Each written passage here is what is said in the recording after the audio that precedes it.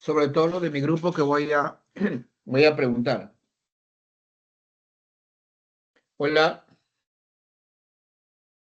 La clase Buenos días, mayor. doctor. Hola, Carol.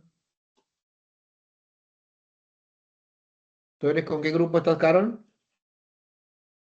Yo estoy rotando con el doctor Reque. Ya, con Torreque. Tú, Estoy Gordillo rotando con Córdoba, la doctora Cubas, doctor. doctora Cubas. O sea, nadie de mi grupo está. Sí, doctor, buenos días. Sí, doctor, buenos días. Buenos días, Caramba, doctor. Arnold. Llegaste, Arnold.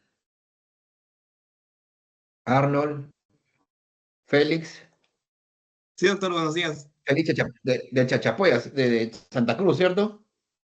Ah, no, Arnold entonces creo que que era. llegaste, ya sé quién es, no. No, ya sé quién eres, el que tiene que ir también. Y el otro es Arnold, ¿cierto? Sí, doctor. ¿Quién más? Yo, Yo, doctor, ¿Quién más ha buenos venido en el días. grupo? Lainey. ¿Qué más? sí, doctor. Yo, doctor. ¿No? Otro. ¿Qué más? Lainey, ¿qué más? María Alejandra. Ya. María Alejandra. María Alejandra Gordillo es el grupo con el doctor Cuba, dice. No, doctor, la otra María Alejandra, su delegada. Ah, María Alejandra Cueva. Sí. Alejandra Cueva, ya. Empezamos. ¿Se ven las diapositivas empezando? ¿Se Sí, ven las doctor. diapositivas? Sí, se ven. Sí se van, Hoy doctor. día vamos a hablar sobre la. ¿Hola? ¿Hola? Sí se ven sus diapositivas, doctor. Vamos a hablar sobre espondiloartropatía seronegativa. Ustedes en las clases que han tenido con el doctor Farroñán han tenido que, como siempre conversábamos, vemos que ver que es oligoarticular, monoarticular y polioarticular. Oligoarticular, que el paciente tiene una sola articulación afectada, mayormente. En principal, tenemos que empezar una artritis séptica, yo no puedo diferenciar una gota. Oligoarticular es de 2 a 4 articulaciones y polioarticular más de 5 articulaciones. En la clase del doctor Farroñán, mayoría de sus enfermedades son polioarticulares, mayormente más de 5 o 6 articulaciones, ¿no?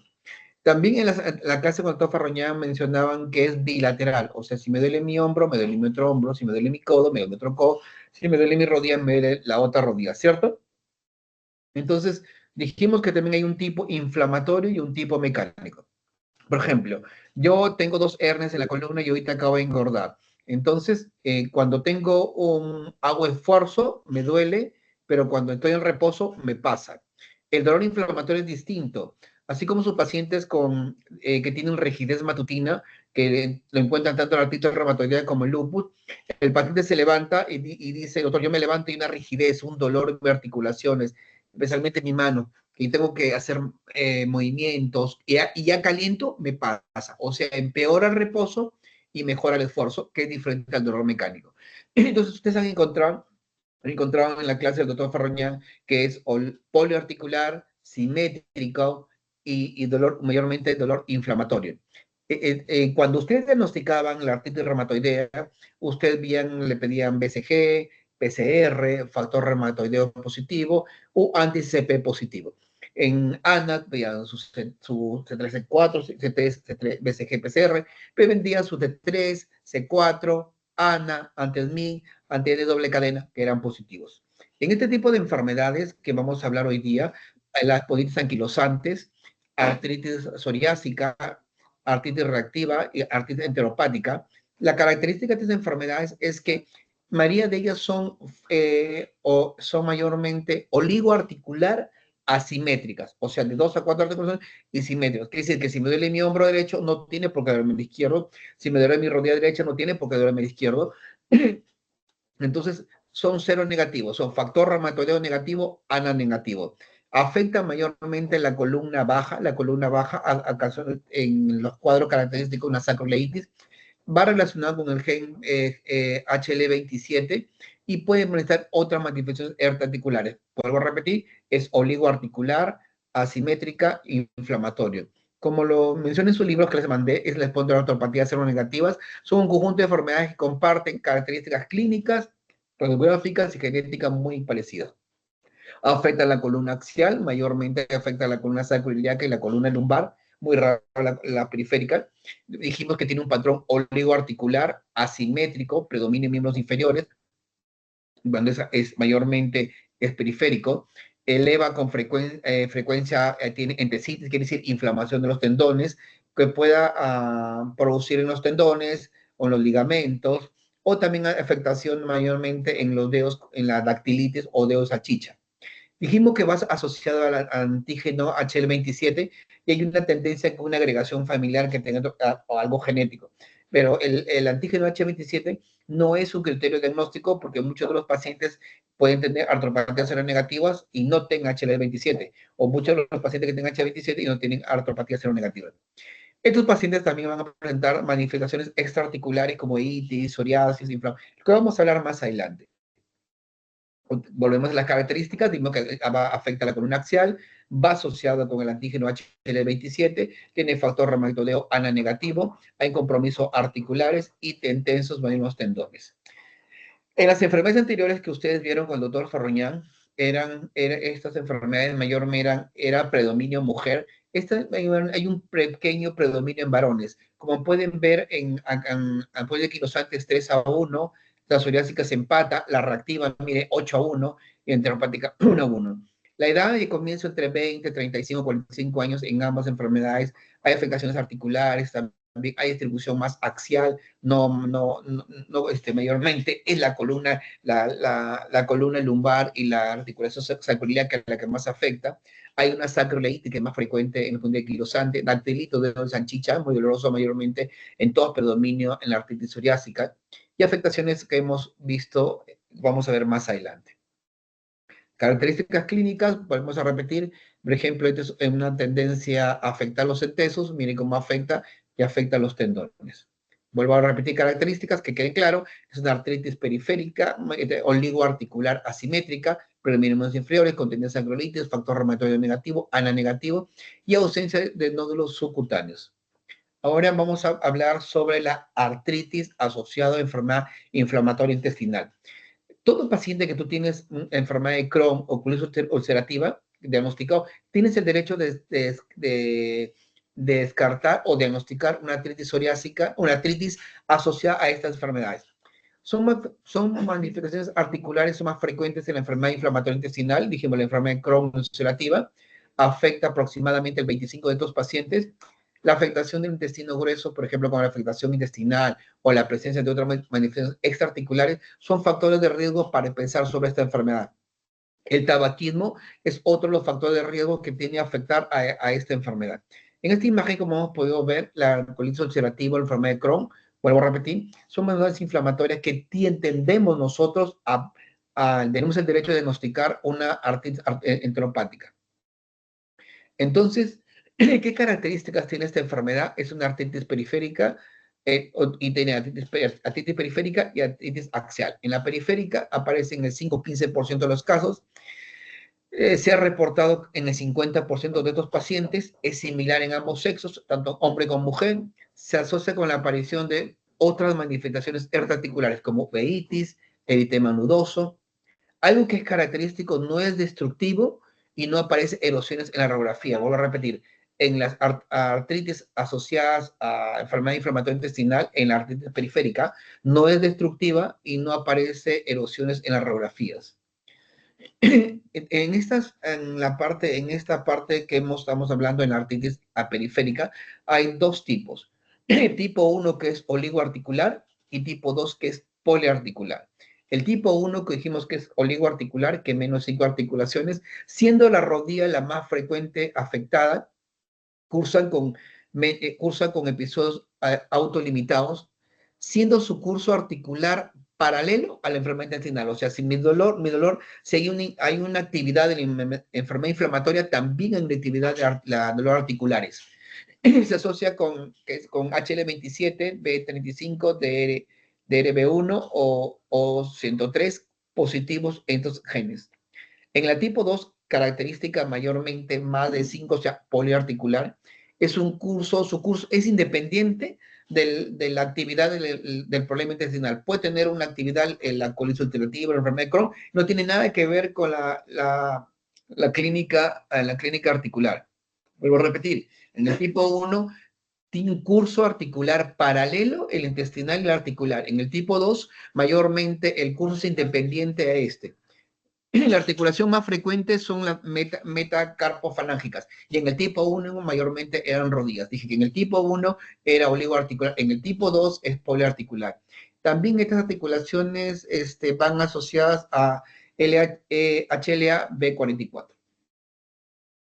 En el compromiso axial, normalmente en el compromiso axial de esta enfermedad, presenta una espondilitis sacroileitis muy parecida a la espondilitis anquilosante, representa en el 10 al 20% de sus pacientes, es más frecuente en varones. Esta enfermedad precede a los síntomas gastrointestinales. Vuelvo a repetir, precede a los síntomas gastrointestinales. Su curso es independiente de la enfermedad intestinal, es muy independiente de la enfermedad intestinal. Las clínicas son similares a la espondilitis anquilosante, como dolor lumbar, inflamatorio y rigidez. Cuando se afecta a articulaciones periféricas, suele localizarse en caderas y en hombros. Se va asociado con HL27 en el 50-75% de los casos. En la radiografía son similares a la espondilitis anquilosante, hay sacroileitis y sintomocitos mayormente. En este cuadro de acá, que nos va a ayudar a poder organizarnos, dijimos artritis periférica y artritis axial.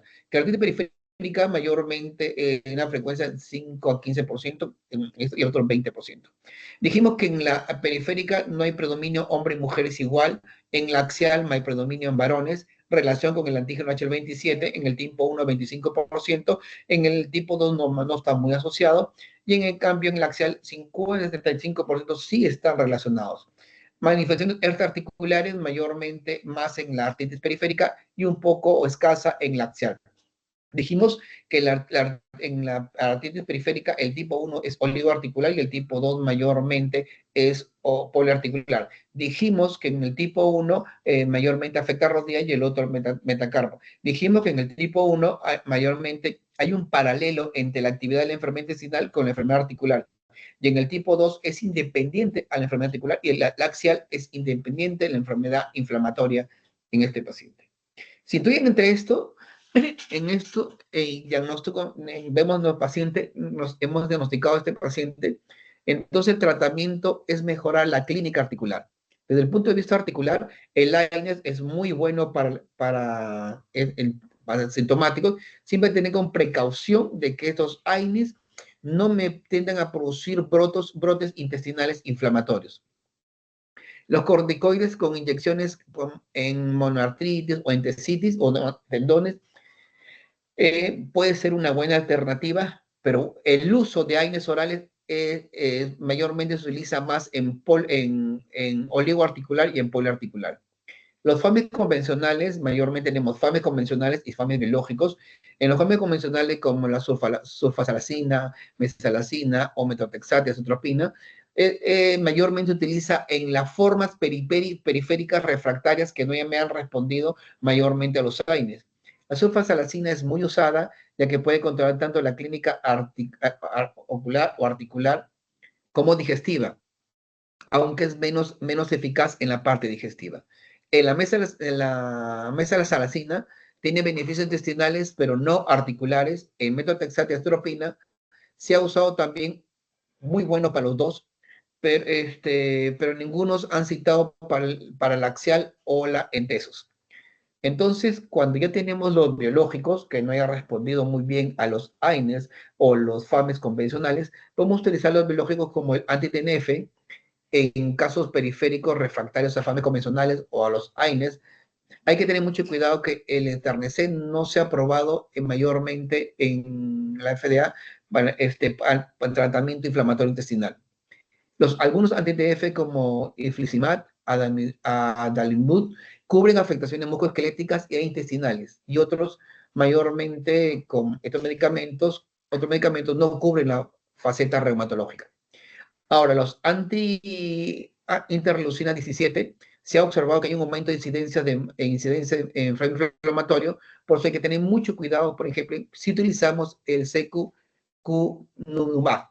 Si otro fármaco anti-17 como el Ustekinumab o en otro fármaco como el JAK2 también tiene buenos resultados en ambas manifestaciones. Ahora, la segunda enfermedad que vamos a hablar es la espondilitis anquilosante. La espondilitis anquilosante es más frecuente espondilitis, es la más frecuente en todas las artropatías seronegativas, tiene más relación con HL27, es una enfermedad crónica, o sea que el dolor que tiene el paciente lumbar debe ser más de 3 meses, es inflamatoria, dijimos que empeora al reposo y mejora el esfuerzo, es sistémica que afecta a muchos órganos y muchas manifestaciones articular presente este paciente, predomina en esqueleto axial, mayormente esqueleto axial, que es columna lumbar y la articulación sacroiliaca, y afecta los intensos, los tendones y los ligamentos. Algo que es característico de este paciente y que tenemos que pedirle para su examen físico, para un diagnóstico y un criterio diagnóstico, es que tenga una radiografía o una resonancia diagnosticando una sacroiliitis, que es muy característica de esta enfermedad. ¿Cómo es esto? ¿Cómo presenta el paciente clínicamente? Dijimos que es un paciente que su causa es desconocida, es un paciente que tiene afecta el esqueleto axial, muy rara la articulación periférica. Dijimos que es más frecuente en varones. El paciente refiere una edad media entre 30 a 40 años. También dijimos que es un dolor crónico, lumbar, más de 3 meses, que el dolor crónico, el paciente refiere que le da en la noche, que lo despierta en la noche, que no lo deja descansar. Hay una rigidez matutina, por lo menos por la mañana, de 1 hora, lo que hace un dolor inflamatorio, pero predominio la articulación sacroiliaca las que más afecta. Cuando hay afectación cervical, es decir que en estadios mucho más avanzados. Este es el clásico paciente que tenemos que comienza a perder ya todas sus, toda la postura de la columna, o todas las curvaturas comienzan a ser más pronunciadas y comienzan a dañar, y el paciente comienza a tener mucha mayor rigidez. Lo característico de este paciente es, como miren este paciente, que es un dolor lumbar que lo despierta en la noche, que lo levanta de la cama. Miren esta correa que tiene en la caja torácica. El paciente me está diciendo otro criterio diagnóstico, que tiene limitación en la expansión torácica. La clínica, y lo que tenemos que pedirle otro criterio diagnóstico, que es una radiografía o una resonancia que me descarta una sacroileitis. Como dijimos, mayormente me puede enfrentar una rodilla, la otra no, un tendón, el otro no, pero dijimos que la articulación es axial, columna vertebral y sacroiliaca, dijimos que no entesitis. Miren este paciente, este mismo paciente, cómo va perdiendo las curvaturas características, comienza a la columna a tener mayor rigidez, comienza a perder elasticidad, y miren cómo termina el paciente bastante rígido en las columnas, ¿no? Entonces, también afecta los tendones, específicamente el tendón de Aquiles. Dijimos que es oligoarticular asimétrico, una rodilla sí, la otra no. Puede presentar también dactilitis, que puede de salchicha. En el punto anquilosante dijimos que es artritis, entesitis y afectación articular. En las manifestaciones extraarticulares tenemos, por ejemplo, como las características es la uveitis anterior, que es la más frecuente. Tenemos insuficiencia aórtica o bloqueo de 3er grado. En este caso, acá podemos verla en este dibujo. Es el clásico paciente que mire cómo ha perdido este paciente toda su arquitectura, y mayormente hay mayor rigidez. Entonces el paciente presenta una dilatación de la raíz aórtica, o mayormente la válvula aórtica, insuficiencia aórtica, una fibrosis pulmonar mayormente apical, una enfermedad inflamatoria intestinal, una prostatitis crónica, una entesitis, entesopatía, afectación de los tendones, una sacroileitis, mayormente afectaciones, fractura de las luxaciones cervicales C3, C4, C5. Dijimos que la uveitis anterior es la manifestación extraarticular más frecuente. Entonces, la punta anquilosante, lo que le vamos a pedir es el examen, el test de Jover. ¿Cómo es el test de Jover? Se le pide al paciente, se realiza a la altura de L5, yo hago una línea imaginaria, que es a la altura de la espina ilíaca anterior-posterior.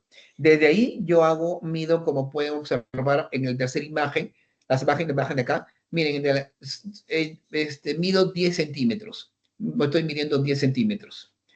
Luego, miren la imagen de arriba, que ya medí los 10 centímetros. Yo le digo al paciente, flexiónese hacia adelante y tiene que aumentar 5 centímetros más, o sea, llegar a 15 centímetros. Es un test de Joubert negativo, quiere decir que el paciente está muy flexible y no ha perdido su elasticidad. Pero si el paciente, la limitación es menos de 4, o sea, 13, 12, 11, y manifiesta que es un test de Joubert positivo, quiere decir que mayormente este paciente está rígido y ha perdido su elasticidad. Como hemos visto acá en el test de Joubert positivo, le digo quinta espina ilíaca, quinta vértebra lumbar, mido 10 centímetros y luego se agacha el paciente. Debe haber 15 o 5 más, que es negativo. Si menos de 4, quiere decir que el paciente llega a 13, 12, 14, menos 14, entonces quiere decir que hay una rigidez. Otra característica es que las vértebras tienden a formar una coyuntura, tienden a formar sintecitos, tienden a adherirse como caña de bambú. Como pueden observar acá, mire cómo en una forma de caricatura, cómo pueden absorberse en decitos, mire cómo ya se adhirió la columna, como si fuera una caña de bambú, y lo que presentan estos pacientes. Este es un paciente con uveitis anterior, mire cómo afecta gran parte de la parte anterior del ojo. También tenemos el tratamiento, son AINES, un poco más alejado de corticoides, y los corticoides están contraindicados. Esta imagen de acá, que es aquí de Mirta Historia, es el clásico paciente que hemos dicho, un dolor mayormente en la columna sacroiliaca, en la columna axial, un dolor lumbar que lo levanta en la noche, que lo despierta en la noche, que no lo deja descansar, con una rigidez matutina, que mayormente presenta factor reumatoideo negativo relacionado con HD27, entre las manifestaciones extraarticulares tenemos la uveitis anterior, insuficiencia aórtica, y el tratamiento son AINES. Este cuadro que nos puede mostrar actualmente en lo último que ha sacado CTO o el Actu de CTO y Farreras y también Amir. Este es el último criterio que ha sacado el paciente. Dolor lumbar inflamatorio, dijimos más de 3 meses. Limitación de la movilidad lumbar en planos sagitales o frontales, un test de Joubert positivo. Una limitación de la expansión torácica del paciente, tiene un puntaje también. Anorografía, una sacroileitis. El diagnóstico cumple los criterios radiológicos y un criterio clínico, mayormente, que en este caso. En este caso, las medidas farmacológicas de mi paciente es AINES, no esteroideos, es la base de tratamiento para tratamiento sintomático.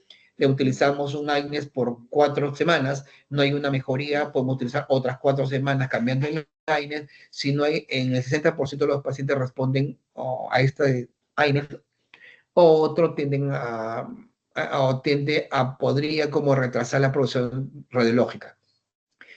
En los corticoides son útiles solamente en caso de infiltraciones o lesiones intralesionales como entesopatía o sinovitis persistente. Algo que se debe, y pregunta examen, el uso de corticoides vía oral no ha demostrado muy buena eficacia, no hay una buena respuesta, no mejora la afectación axial del paciente.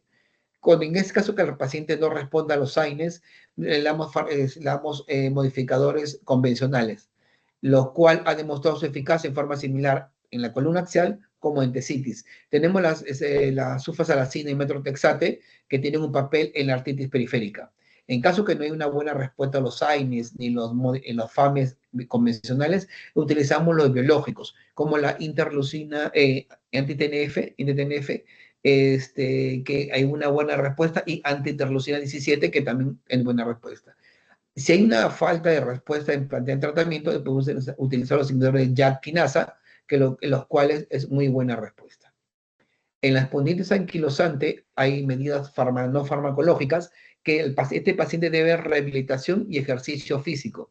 El ejercicio físico y la rehabilitación que reciben es la pieza principal, básica, para mantener la movilidad de la columna y mejorar el dolor y la rigidez. O sea, es importante que este paciente haga ejercicio físico, porque si no hace ejercicio físico, hay una mayor rigidez de la columna y empeoraría el cuadro clínico. Otra característica que es muy importante, a este paciente se le dice que elimine el tabaco porque el tabaco empeoró el cuadro clínico de este paciente.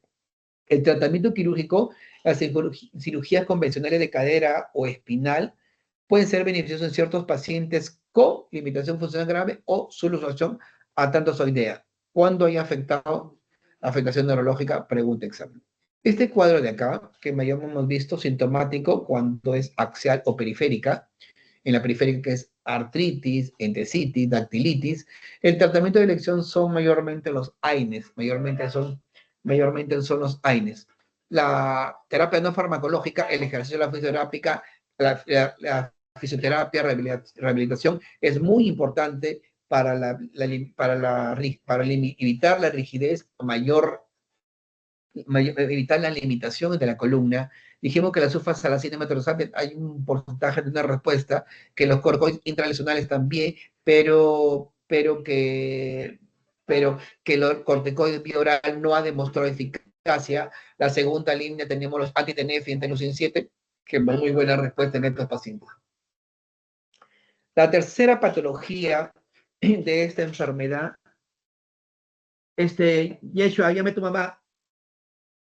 Dile que la hermana Patti Reinaguardia dice, ya. Reinaguardia. Patti. En la tercera, la artritis psoriásica es una artropatía inflamatoria seronegativa con cuadros clínicos muy similares, o sea, tiene afectaciones articulares y afectaciones en piel. Y usualmente, que va a afectación de piel, refiere que la artritis psoriásica afecta el 30% de los pacientes con psoriasis. Se afecta entre la cuarta y quinta década de la vida, pudiendo aparecer en infancia o en la juventud. Va asociada con el antígeno HL27 en el 60-70% de los pacientes, con afectación axial, y un 30% mayormente en la periférica, habiendo implicado también el HLP38, B39 y otros. En la artritis psoriásica comienza la enfermedad articular. El comienzo de la enfermedad articular se produce, en mayoría de los casos, un 70% posterior a la clínica de la piel. O sea, quiere decir que la clínica de la piel, el 70% de estos pacientes, primero la clínica de piel y luego el articular. El 15% dice que estos pacientes primero fueron articular y luego fueron piel. O sea, precedieron el dolor articular a la afectación de la piel. La gravedad de la eficacia, algo que es característico, que la gravedad de la eficacia cutánea no tiene relación con la afectación articular. Puede el paciente que la afectación cutánea esté mucho más afectado, pero no tiene mucho mayor repercusión o no hay relación con la afectación articular. No existe ni un predominio sexual. Las formas clínicas con tendencia a producir en varones y en mujeres. En varones afecta aisladamente la interfalange distal y el esqueleto axial, y a las mujeres son más poliarticulares. Vuelvo a repetir, pregunta examen. No existe predominio sexual, pero mayormente en hombres, mayormente la afectación es interfalange distal y esqueleto axial. Y en las mujeres más es poliarticular. Dijimos que es un grupo inflamatorio que afecta periferia axial o sexo igual, dijimos tercera, cuarta de cada vida, mayormente causas infantiles pueden afectar. Clínicamente tenemos 5 tipos que tenemos que aprender.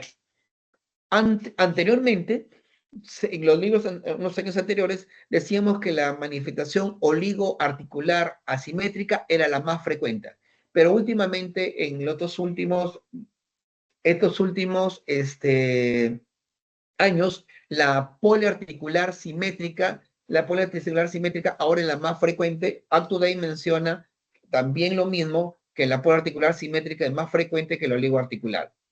En la poliarticular simétrica, que mayormente el 40% de estos pacientes lo presentan, tiene una clínica muy similar a la artritis reumatoidea. Estos pacientes ¿qué lo diferencia de la artritis reumatoidea? Es que en la poliarticular simétrica hay onicopatía. 2, que en la artritis reumatoidea la afectación es interfalángica proximal. En la poliartritis simétrica, interfalange distal. Vuelvo a repetir. En la artritis reumatoidea, en la clase del doctor Ferroñán, dijimos que son poliarticular, predomina en manos y que afectan predominantemente interfalange proximal. Pero en la poliartritis simétrica, mayormente interfalange distal. Otra característica, que hay ausencia de nódulos subcutáneos, que sí lo presenta, o sea, vuelvo a repetir las tres características: presencia de onicopatía, interfalange distal, y la ausencia de nódulos subcutáneos, que lo diferencia de la artritis reumatoide. La oligoarticular asimétrica, que es el 30%, es más frecuente en rodillas o grandes articulaciones de miembros superiores o inferiores. Aquella que tiene aisladamente la interfalange distal, que es un 15%, se acompaña con afectación de uñas correspondientes. O sea, no solamente afecta la articulación interfalange distal, sino también afecta las uñas. Hay un tipo de espondilitis o sacroiliitis aislada, que es un 5%. Esta enfermedad afecta la columna axial, sacroiliitis, clínica muy característica a la espondilitis anquilosante, con dolor crónico en sacroiliaco, espondilitis. Sin embargo, la sacroiliitis suele ser asimétrica. En la espondilitis anquilosante mayormente es asimétrica. Otro grupo que la de peor pronóstico es la forma mutilante, el 5%, los cuales desarrollan una artritis muy destructiva. Hay una resorción de la falange, lo destruyen. Los metacarpos también, los metatarsos también, observándose dedos como telescopio o telescopiado. Esta imagen, miren esta imagen de acá, miren el primer dedo, miren cómo está totalmente destruido, miren cómo va destruyendo las interfalanges distales. Lo va destruyendo la parte mutilante. También hay una afectación unguial, o sea que afecta las uñas, que es frecuente con psoriasis, con afectación articular, el 80-90%, mientras que en el 40% de los pacientes presentan psoriasis sin artritis. Es más común en la afectación interfalange distal, puede causarse prácticamente con cualquier tipo de onicopatía, con piqueteado, estrías, mancha de aceite, o nicodistrofias o hiperkeratosis. La gravedad de la onicopatía se ha relacionado con la extensión o la gravedad tanto de la afectación cutánea como articular. O sea, mientras que se afecta más la articulación articular y de piel, esta tiende también a afectar más la onicopatía. Otra de las características de estos pacientes es los dedos dactilitis o dedos salchicha, o sea, dedos como la salchicha, gordos, dolorosos, inflamatorios, que es muy característico de esa enfermedad, y que se encuentra en algún momento de la enfermedad en 40% de los pacientes.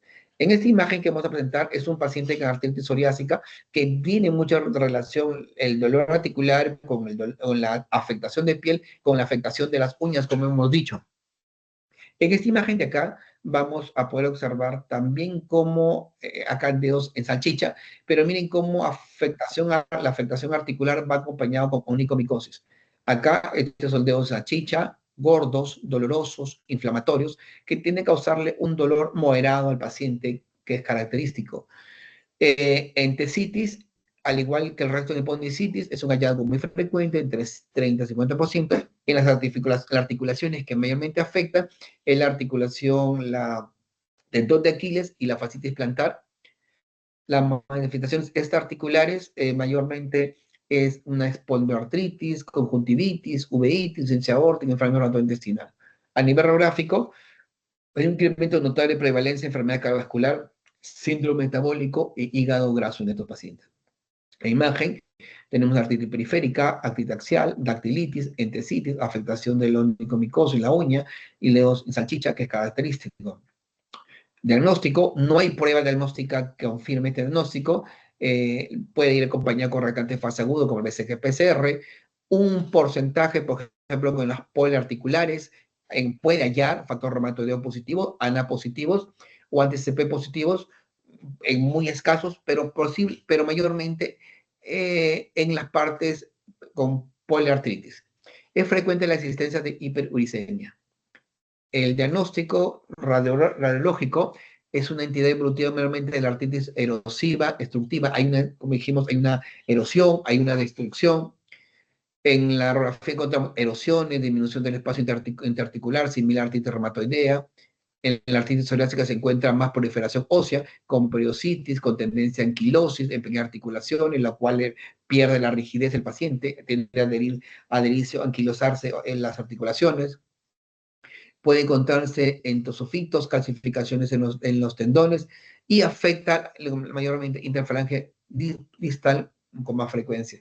Miren esta articulación mayormente torácica que va a ser lesionada, dañada y afectada la articulación. Según los últimos criterios de Caspar, menciona que la inflamación articular periférica vertebral o tentesos, en lo siguiente, por ejemplo, si tiene psoriasis actual, es 2 puntos, historia familiar 1 punto, historia familiar 1 punto. Distrofia ungueal o daño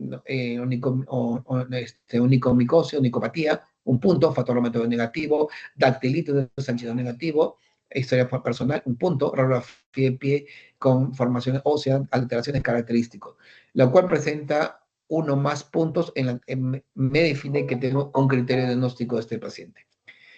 En este paciente con artritis psoriásica, el tratamiento es sintomático, le doy AINES, el proceso de dar corticoides, preferiblemente los corticoides con infiltraciones locales. Evitar el uso de corticoides orales. 2, utilizar la menor dosis si es que lo utilizas. 3, utilizarlo el menor tiempo si es que lo utilizas. Vuelvo a repetir, evitar el uso de corticoides orales. Si utilizamos el menor dosis posible, si lo utilizamos en menor tiempo posible, dado que se ha relacionado con la suspensión de este medicamento el rebote de la psoriasis cutánea. El tratamiento modificador de la enfermedad, tenemos los FAME modificadores o convencionales mayormente, que afecta la clínica articular o manifestaciones extraarticular. No ha demostrado mayor eficacia en la columna axial. En metotrexate hay una afectación articular y cutánea, en la flunomida y la sulfasina también, algo que es característico, los antipalúdicos pueden mejorar los síntomas articulares, pero no lo empleamos porque tiende a empeorar las lesiones cutáneas en estos pacientes pre-examen. Tratamientos no biológicos, tenemos el inhibidor del JAK, que no responden a tratamientos previos, hay una afectación muy agresiva o afectación axial que no responden a los AINES, podemos utilizar el inhibidor del JAK. En otros biológicos tenemos, por ejemplo, anti-TNF o anti-interleucina 17, de los cuales han demostrado en anti-TNF, han dado muy buenos resultados tanto a nivel articular y a nivel cutáneo. Entre los anti-interleucina 17 o anticuerpos monoclonales contra el B4, interleucina 12 y 23, han demostrado buena eficacia tanto en la psoriasis articular. Y otras opciones que también hay buena respuesta. A ver,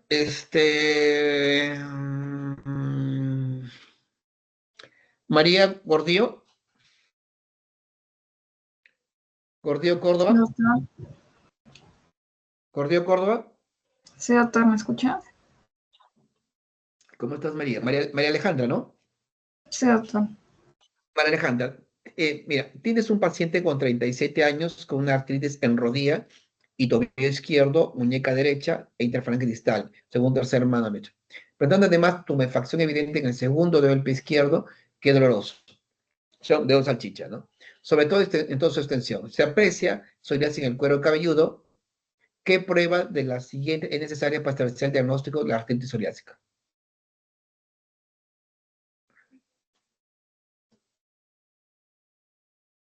Y te va a acompañar Arnold también, ¿ya? Arnold y María Alejandra Gordillo Córdoba.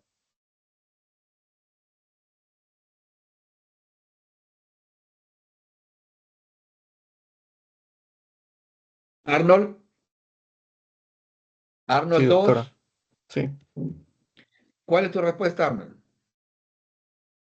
Eh, Justo con María Alejandra Gordillo. mm,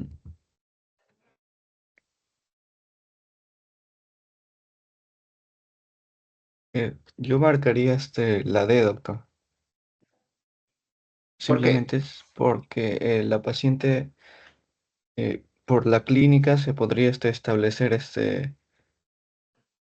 su diagnóstico, debido a que tiene articulación. Articulaciones, inf- mm,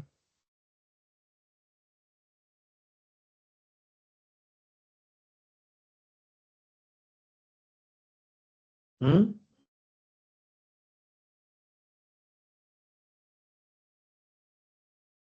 Doctor, sería Claro, Pero, también me estás dime, diciendo María nosotros por el Alejandra. diagnóstico por el uso de los criterios CASPAR que había mencionado. ¿Quién? María Alejandra, ¿no? Sí, doctor. María Alejandra Gordillo, ¿no? Sí, doctor. María Alejandra Gordillo. Ya. Muy bien, estamos de acuerdo con ustedes. La radiografía, en la parte de tratamiento, dijimos, uno, en el diagnóstico, dijimos, vamos acá,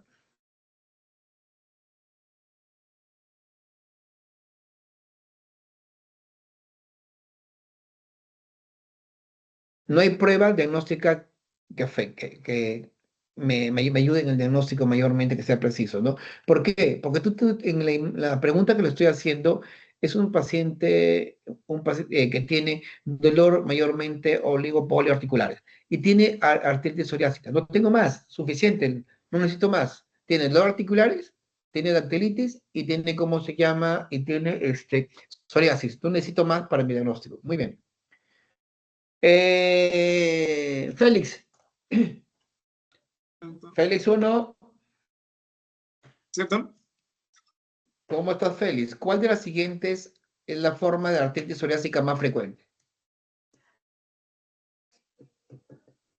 La afección de las articulaciones interfalángicas distales, porque está en contra de, es el, ¿cómo decir? En contra de la artritis reumatoide que es proximal.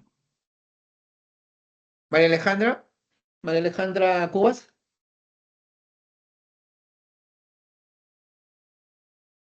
María Alejandra Cubas 1, Cubas 2, no está, no está María Alejandra en clases. Arnold, ¿cuál es tu respuesta? Félix dice que es la E, Yo diría, doctor, que es la oligoarticular asimétrica. oligoarticular simétrica. María Alejandra Gordillo, ¿tú qué crees?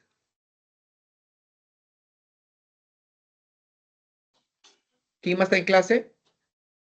Doctor, Patrick sí, Junior. sí, Junior. doctor, usted mencionó que actualmente se considera la poliarticular simétrica en un 40%.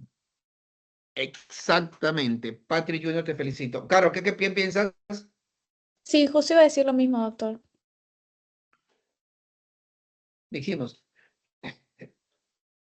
Patrick, ¿quién está rotando, Patrick?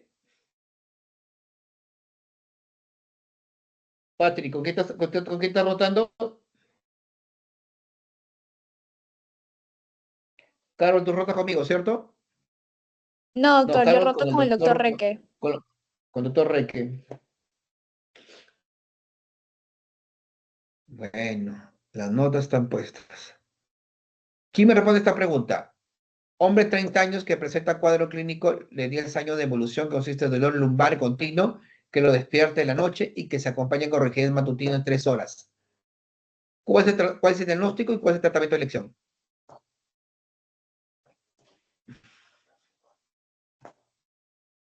En primera línea. Doctor, ¿podría ser ANS? Sí, doctor, usted No mencionó entiendo, que eran los AINES me orales. están preguntando. A ver, No, ¿quién está sería ANS, respondiendo? yo, Gordillo Córdoba. Es Y el AINES. diagnóstico sería espondilitis anquilosante. Muy bien, Alejandra, María Alejandra Gordillo, ¿cómo te va con los corticoides biorales, este tipo de enfermedad? Mencionó que no se había demostrado una buena respuesta y que no mejoraba la Muy condición bien, axial. muy bien, María Alejandra, muy bien, estamos bien. La última enfermedad que vamos a hablar es la artritis reactiva. Esta artritis reactiva mayormente ocurre en cualquier tipo de infección. Es una artritis reactiva que tiene una triada clásica, uveitis, artritis y sinusitis.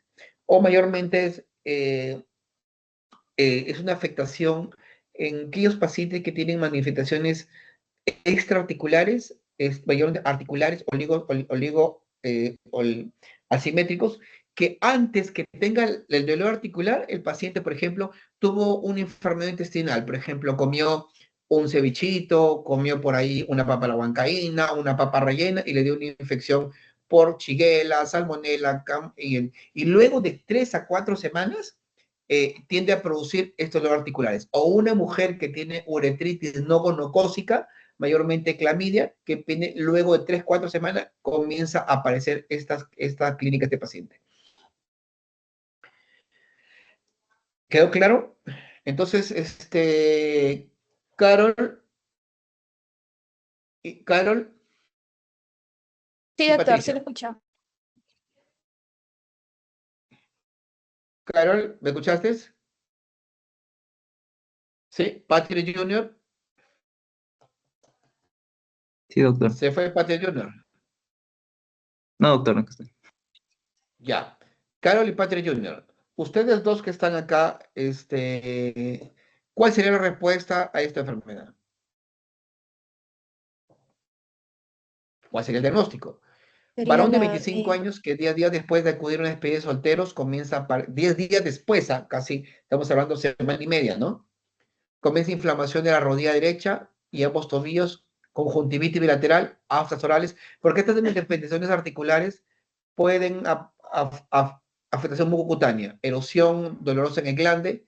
¿Cuál sería el diagnóstico más frecuente y por qué?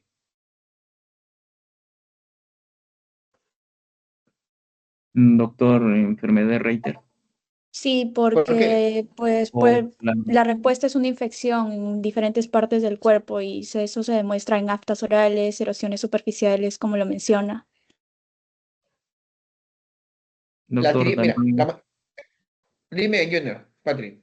también tiende a ser, aparte de ser asimétrica también, se caracteriza por estar presente más frecuente en los miembros inferiores y la conjuntivitis bilateral también es característico de Reiter.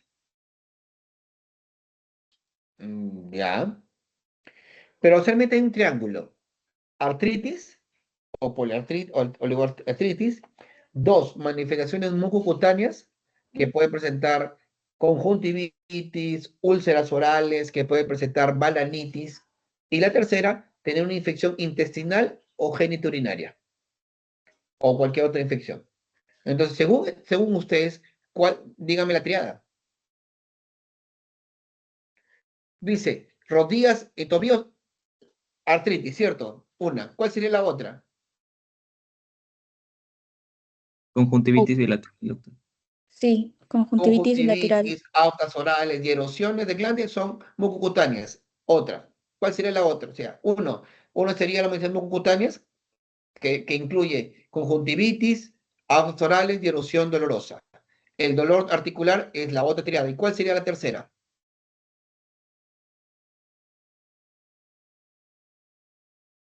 En este paciente. El hecho, doctor, de que se ha ido a una despedida de soltero. ¿Y qué pasa acá en el despedida de soltero? Que puede haber contraído algo. ¿Contraído qué? La artritis, Una doctor. enfermedad, Pero si tú me analizas, ni un momento me dices, ¿sabes qué? Hay un abón, ni un momento me dice una úlcera dolorosa pasífilis, y ni un momento me dice que hay pus por los genitales de gonococos, y ni un momento me dice tenido relaciones sexuales. No todos que vamos a despedir soltero tenemos sexo, pero sí vamos a comer, ¿no? ¿Quedó claro? Y la tercera es que el paciente se fue a comer, pues, ¿no? Porque dice que tuvo sexo.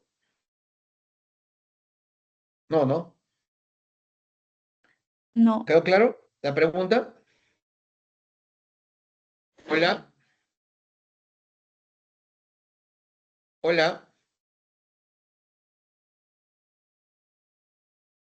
hola, Sí, Sí, doctor, doctor. sí sí, quedó claro. doctor. ¿quedó clara la pregunta? Sí, Ya, en la doctor. artritis reactiva o reite es una inflamación aguda crónica recurrente, que se presenta después de una infección enteral, salmonella, shigella, Yersinia, o una infección genital, una uretritis no gonocócica como Chlamydia trachomatis. Entonces, el concepto es, el síndrome de Reite es una respuesta inmunológica del huésped a una infección intestinal o genitourinario. Se caracteriza por la triada que pues, artritis, uretritis, uretritis no gonocócica, infección diarreica, o conjuntivitis, o balanitis, o úlceras orales. 50% de los casos se asocian con alteraciones mucocutáneas. La infección se desencadena luego de 4 o 6 semanas antes. La infección desencadenada son 4 o 6 semanas antes de las afectaciones articulares. Mayormente un proceso infeccioso, dijimos, articulares se indican conjuntivitis, uretritis, vanit.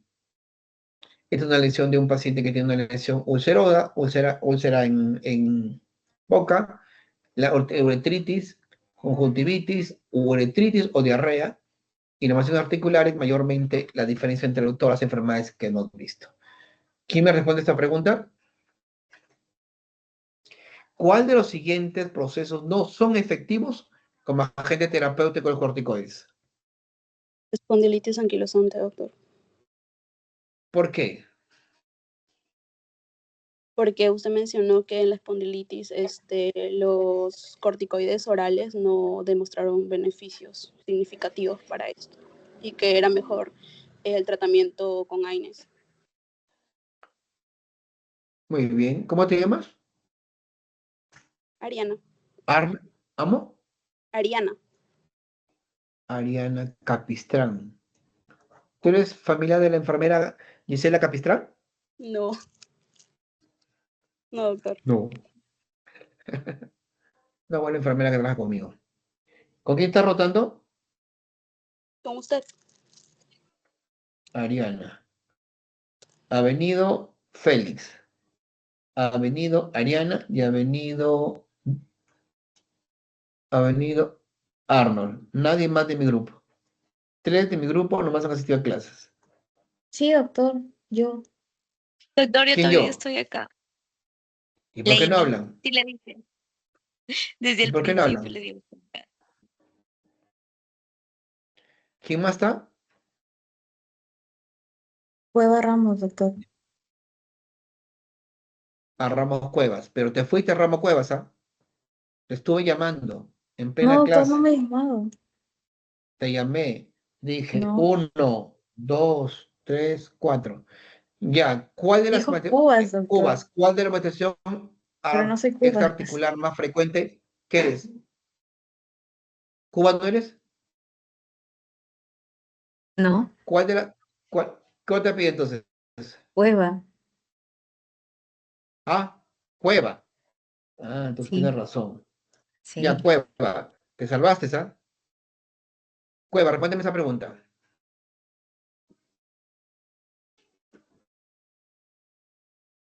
Regalada.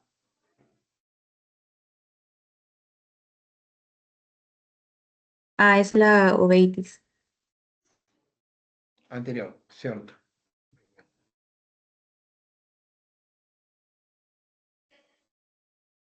¿Cómo se llama el otra persona? Ya. ¿Quién me responde esta pregunta? ¿Ah? ¿Quién me responde esta pregunta? ¿Quién levanta la mano? ¿Quién pechea y levanta la mano? Nadie. ¿Quién? Ah, Arnold. Sí, doctor. Arnold y Félix. Sí, doctor. Arnold y Félix. ¿Está Arnold, está Félix? Sí, Sí, doctor, sí, sí, sí. me escucha. Ya. Un paciente de 28 años consulta por un dolor lumbar de 9 meses de duración, de predominio nocturno, que lo despierta en la noche. Actualmente se aconseja el dolor en la parte inferior del talón derecho, notando en los últimos días dolor, hinchazón en rodilla derecha. Indica cuál de las siguientes se le proporciona datos que apoyen el diagnóstico. ¿Cuál es tu diagnóstico y por qué? Primero, Félix y Arnold. Félix, ¿cuál es tu diagnóstico? Sería espondilitis anquilosante. Ya. ¿Qué tienes para Por el dolor nocturno. clínicamente? ¿Cómo es tu clínica El en este caso clínico? el Félix. predominio del dolor nocturno, que lo despierta durante el sueño. Y el dolor, ¿de cuánto tiene que ser el dolor? ¿De cuántos meses más? 3 meses crónico. Mayor de 3 Ah, meses. Muy bien. Arnold, ¿qué otro criterio diagnóstico tienes para que... Tú piensas que es un exponente anquilosante igual que Félix, ¿cierto? ¿Qué otros criterios tienes? Mm, También, doctor, a ver, ya dijo el dolor nocturno, dolor en la rodilla derecha también podría ser, doctor. Oligoarticular, ¿cierto? Ajá. Y Oligoarticular, dolor en el ¿cierto? talón. Ya.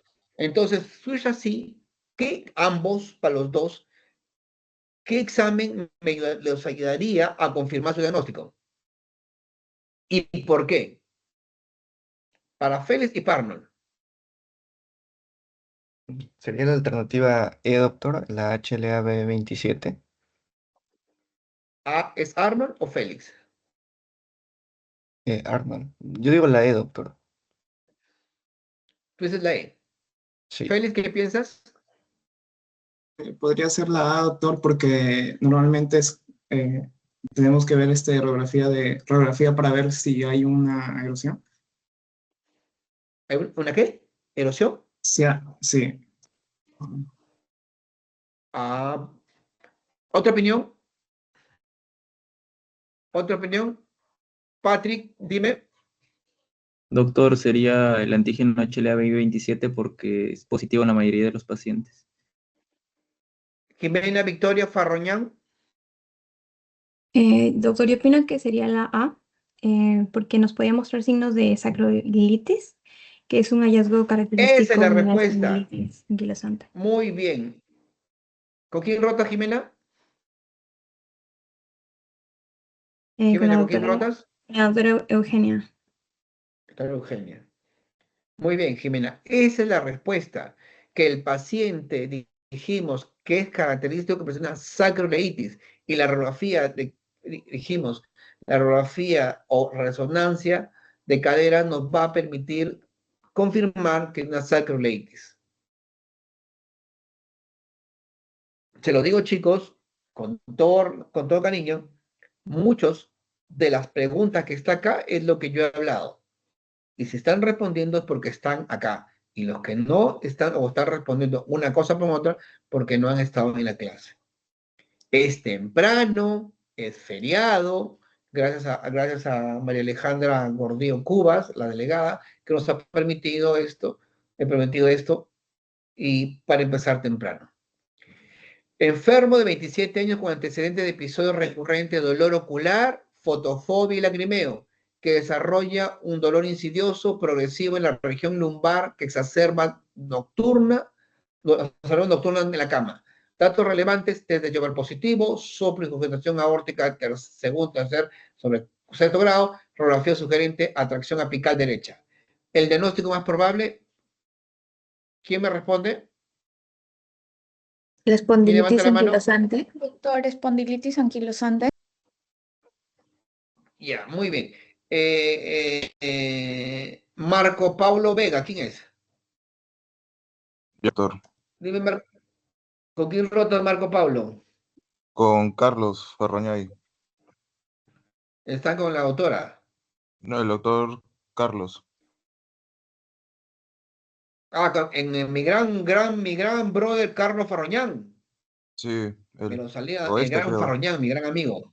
Ya, Ujú. Marco Paulo, ¿cuál es tu diagnóstico? Yo me voy por síndrome de Reiter, doctor. Síndrome Reiter. Muy bien. ¿Otras O- opiniones? ¿Ah? Muy bien, muy ¿El bien. por qué o...? Muy bien, estamos analizando, Marco, estamos analizando. Ya, yo me voy por síndrome de Si Reiter tienes síndrome porque Reiter, Marco, contigo. Dime la triada. síndrome de Reiter, Tú me dices que síndrome Reiter en el caso que te estoy mostrando, ¿cierto? sí, Ya, dime la porque triada. ya, dolor articular progresivo lumbar, también tenemos manifestaciones articulares como regurgición aórtica, uveitis anterior y aparte porque el test de Schubert es positivo, eso me confirma que es un síndrome de Reiter. Ya. ¿Alguien opina? María Alejandra Doctor, Cueva. Sí, doctor, estoy de Y acuerdo. claro, Estoy de Doctor, acuerdo, ¿Estás de o acuerdo sea, que es Reiter? ¿qué? Ah, no, Reiter no, espondilitis no, anquilosante. sí, Es doctor, la espondilitis clínica manda. anquilosante por Es un el exponente suelo quilosante, positivo, no sé. porque para Marco Ujú. Paulo no es Reiter. No tengo antecedente de infección intestinal ni génito urinario como artritis gonocócica. 2, tengo solamente dolor articular. 3, no tengo otra cosa más. Tienes dolor, tú tienes uveitis anterior ahí, pero no tiene un tercer cambio. El test de Jover, ¿cómo, María Alejandra, cómo hago el test de Jover? María Alejandra Cueva y Gordillo. ¿Cómo hago el test de Jover? A la altura del E5, torre espinal y posterior superior, y se hace la flexión hacia adelante del tronco. Y es positivo cuando hay ¿Cuánto una mido limitación primero menor a 4 L5 hacia centímetros. arriba? 10 ¿Cuánto? centímetros por encima. Ya, 10 centímetros. ¿Y qué hago con el paciente? Luego el paciente se debe flexionar hacia adelante del tronco y es positivo cuando va a haber una limitación menor a 4 centímetros. Es decir, que ya ha perdido la elasticidad. Muy bien, Alejandra, muy bien. Es un test de Jover positivo. El caso que estamos viendo es un espondilite quilosante. Si ustedes ven, es un enfermo de 27 años, varón, con episodio de dolor ocular, fotofobia y lagrimeo, uveitis anterior. Con episodio recurrente de región lumbar que levanta en la noche, la característica. Test de Jover positivo con María Alejandra, soplo y circulación aórtica y fibrosis pulmonar apical. Todo te hace pensar que es espondilite quilosante. Pablo, ¿quedó claro ahora? Sí, doctor. Bacán. ¿Quién me responde esta pregunta? Vasculitis de pequeños vasos. ¿Ah? ¿Quién es? ¿Quién Vas- respondió? Vasculitis de pequeños vasos, doctor. Muy bien. Muy bien. Porque yo tengo los dos lumbares de más de 3 meses, sí, es cierto. Dice, sacroileitis, sí, uveitis anterior, vasculitis de pequeños vasos, esa es la respuesta. Cantadaza. ¿Quién me responde esta pregunta?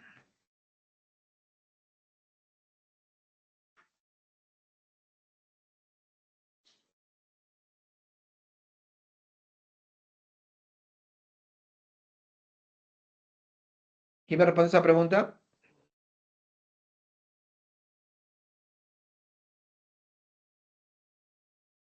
¿Hola?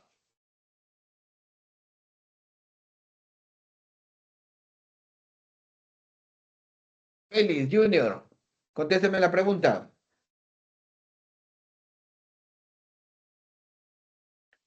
Félix, Junior, Ah, Arnold, doctor, cuadro clínico compatible. La Sí, E. doctor, por el cuadro cuadro. clínico compatible es la respuesta. Muy bien. ¿Quién me responde esta pregunta? Levante la mano.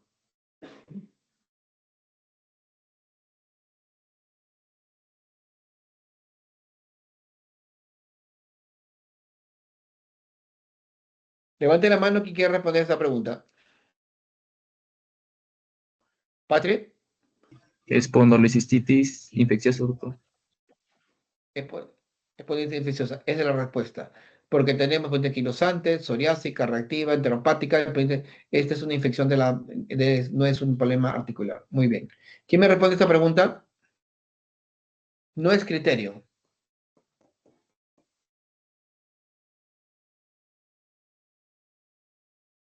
La D, doctor.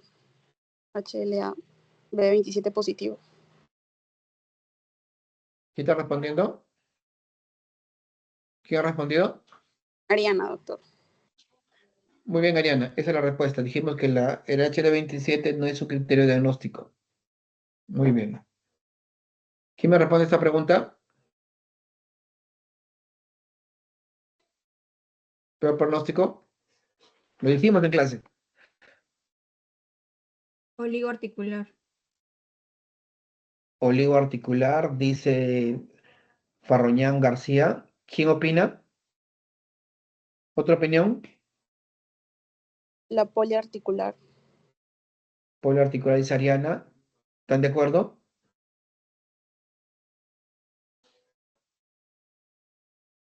¿Mm? Era la mutilante.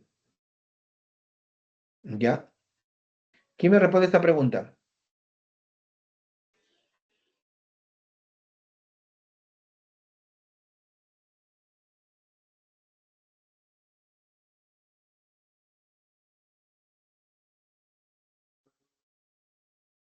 ¿La D? Dime, La María D. Alejandra Cueva, Sí. ¿por qué? ¿Qué tienes? Ah, ¿Qué tienes para pensar? el test de Sugar positivo, ¿Ya? que me haría pensar en una espondilitis anquilosante. Solo tú te llevas positivo. ¿Tiene tu paciente solamente en eso? También el dolor de predominio nocturno que interfiere con el sueño y que salía con la movilización sería inflamatorio.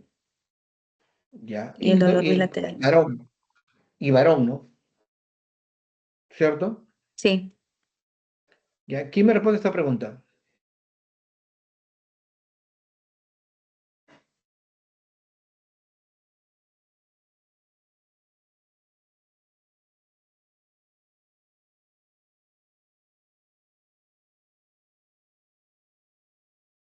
¿Quién responde esta pregunta? Patrick, Artritis reactiva, doctor. ¿cómo? Artritis reactiva. ¿Por qué? Tiene la triada, tiene una previa infección, tiene las lesiones cutáneas, doctor. Lesiones orales menciona. Y ¿Ya? también presenta lo que es ¿Qué